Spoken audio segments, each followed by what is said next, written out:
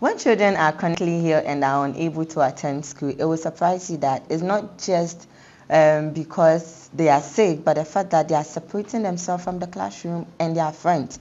But there is an interesting news from No Isolation Company. They are saying that they've introduced a little robot that will take the child's position in class. So this particular robot has been given to the teachers to place it at where the kids are sitting. It's in the form of a human head. Really the human head, or not the whole human being. Yes, it's in the form of the human head, which has been placed on their desks to help these kids communicate with their teachers and friends. But this is a story from CNN, and I want to read this particular site for you.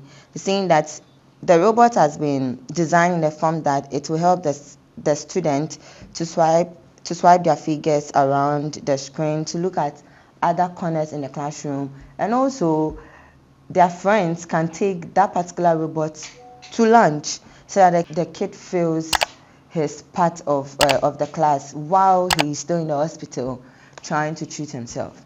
Yes, so this is an update from CNN. A Norwegian company has introduced a robot that would assist kids who are chronically ill and won't be able to attend school.